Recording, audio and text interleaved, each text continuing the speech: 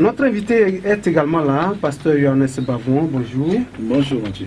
Merci aussi à vous de répondre toujours à nos sollicitations. Vous êtes encore avec nous ce matin dans cette émission. Oui, c'est moi qui vous remercie. Bien, vous êtes le secrétaire général par intérim du mouvement Front des architectes pour la République. Mais que sont devenus les travaux du dialogue intertogolais, les protagonistes de la crise, à savoir le groupe des 14, le parti au pouvoir, ont-ils oublié qu'ils doivent régler la crise politique? Le facilitateur a-t-il démissionné? Voilà autant de questions que se posent les Togolais aujourd'hui. Pasteur Bavon, voilà autant de questions donc que ces Togolais-là se posent. Les travaux du dialogue sont suspendus pour la 3e fois depuis le 23 mars. Je sais que vous faites partie de ceux-là qui étaient contents lorsque ce dialogue était lancé. Aujourd'hui, est-ce que vous avez mal que les choses traînent? Paradoxalement, Mathieu, je vous dirais que contrairement à l'analyse que beaucoup de personnes auraient pu faire, nous, au niveau du phare, le Front des architectes de la République, nous comprenons que nous n'avons pas mal parce que le dialogue a fait avancer beaucoup le Togo. Lorsque le dialogue allait être entamé, chaque camp avait encore confiance en ses armes.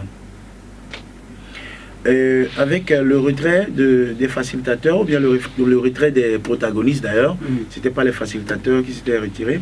Donc avec le retrait, il a fallu que les facilitateurs aussi observent un peu. Nous avons eu confiance en une certaine méthode pour mettre fin à ce système. Lorsque nous sommes retournés dans la rue pour essayer de reprendre les vieilles armes, ça n'a pas fonctionné. Ça n'a pas fonctionné et à la grande joie des facilitateurs parce que eux, ils souhaitent que ces mesures que nous prenons, ces démarches cessent et qu'on puisse adopter des critères de réel dialogue. À l'heure où nous sommes, on a l'impression que le pouvoir est en train d'avoir une victoire sur la rue, ok, et que le pouvoir est en train de précipiter les mécanismes électoraux pour vite s'en sortir. Néanmoins, il faudra tout de suite souligner que la CEDEAO et la communauté internationale, je dirais aussi, je vais passer par là d'abord, ils ne laisseront pas le pouvoir avancer comme ça. Ce serait ne pas résoudre la crise togolaise. Lorsque on laisse le pouvoir avancer dans un référendum, ce référendum qui n'est pas faux ou bien qui n'est pas une erreur juridique en soi, mais c'est un référendum sur un test qui n'est pas encore complet. Donc nous, au niveau du phare, nous voyons que nous estimons que le pouvoir doit aller encore et faire encore plus, dans la mesure où les réformes, le test des réformes proposées, déposées au niveau du Parlement, nous devons comprendre tout de suite que les tests ne sont pas encore complets. Il y a des amendements à faire. Si nous voulons avoir pour but un but démocratique complet et parfait. Donc en cela, le pouvoir doit savoir que le référendum pour lequel il est en train de courir est un référendum qui est une parodie de réforme. À ce niveau, pasteur, que doit faire concrètement le gouvernement par rapport à ce projet de loi-là? Bon, je dirais que... Il faut ajouter des choses ou quand vous parlez d'amendement, vous mettez quoi dedans? Oui, justement, là où nous sommes, qu'est-ce que le peuple veut? Lorsque nous parlons du peuple, nous ne parlons pas seulement de ceux qui manifestent dans la rue. Nous parlons de tous les Togolais. Même dans le camp de l'UNIR, tout le monde cherche le changement. Parce que nous tous, nous avons le même droit d'accéder au pouvoir un jour, pour ceux qui en ont la compétence. Donc, mais lorsque c'est une seule personne qui a la chance d'être au pouvoir à vie, donc il étouffe en même temps la même chance pour les autres. Donc je pense que c'est pour cela que nous avons la confiance que même des gens qui sont au niveau de l'UNIR cherchent un changement, c'est-à-dire une réforme qui permettra à tout le monde d'avoir la chance d'accéder à des postes selon leurs compétences demain. C'est pour cela que nous demandons à ce que le pouvoir, au niveau de notre mouvement, nous demandons que le pouvoir aille encore plus loin. Il y a la limitation, il a la limitation des mandats, mais il faudrait aussi qu'il y ait la limitation de la possibilité de se représenter plus de 2 fois. Cela permettra aux Togolais de revivre une autre vie politique. Bon, il y a encore d'autres choses. Par exemple, le statut des anciens présidents. Il y a un mouvement, les Sentinelles de la République, qui ont fait une grande campagne sur cet article-là. Oui.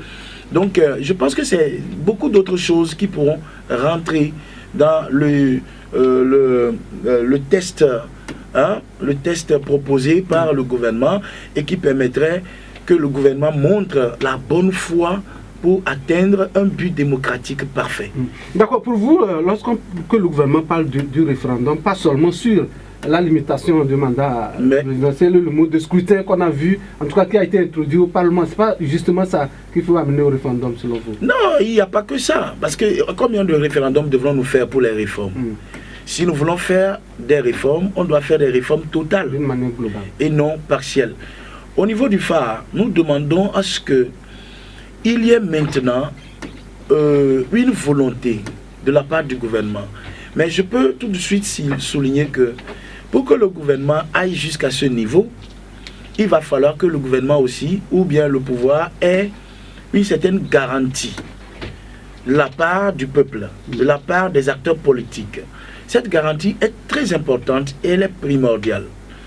Je l'ai dit et je l'ai toujours répété. Dieu merci, beaucoup de formations politiques sont en train de nous suivre aujourd'hui.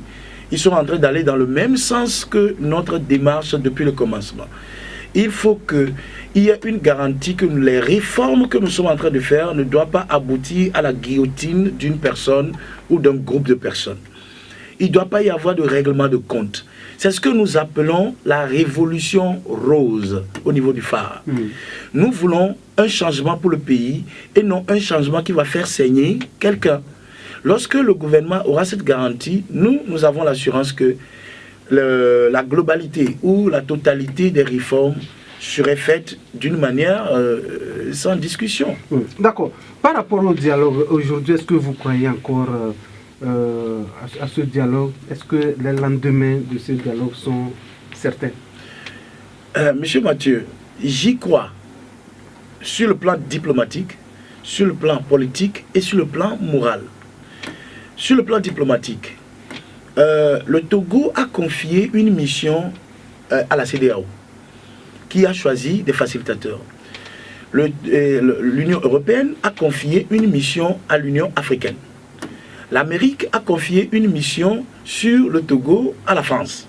Donc sur le plan diplomatique, on ne peut pas laisser le Togo avancer comme ça sans que ces personnes qui ont eu la responsabilité dans cette crise de retourner avec un rapport adéquat. Donc ça c'est le premier point.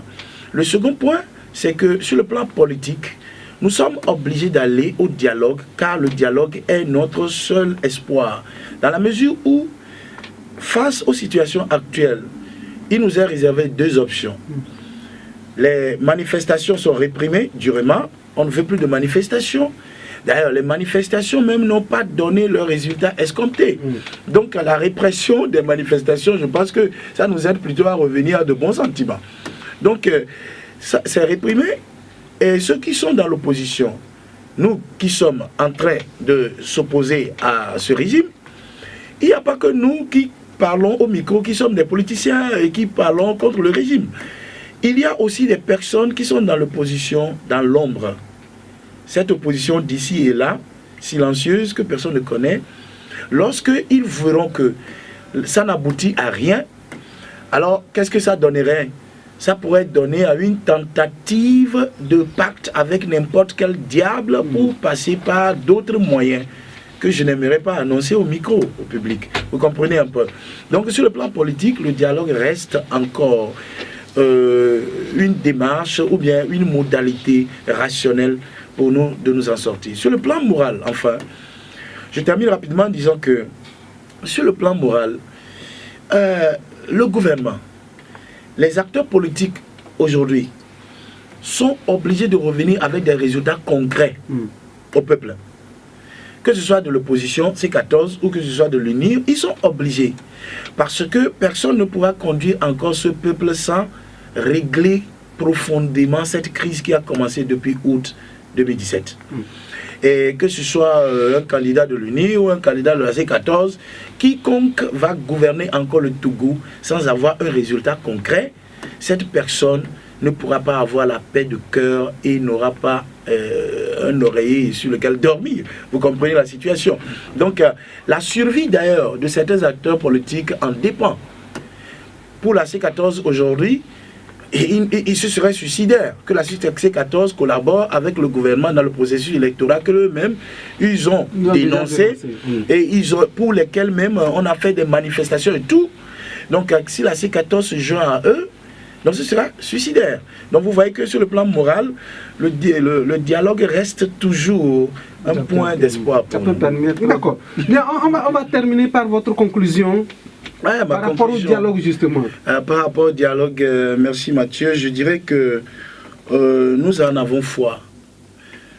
Et nous faisons encore confiance aux facilitateurs et surtout à la communauté internationale qui s'est impliquée dans cette crise. Bon, tout ce que le phare répète, et nous le répéterons jusqu'à la fin de cette crise, c'est que les exigences changent. Du côté de l'opposition, qu'on puisse permettre des réformes sans règlement de compte. Et là, du côté du gouvernement, qu'on comprenne que quand il n'y aura pas de règlement de compte, nous devons faire des réformes totales pour faire sortir le Togo du bazar. D'accord. Merci beaucoup d'être passé dans cette émission ce matin. C'est moi qui vous remercie.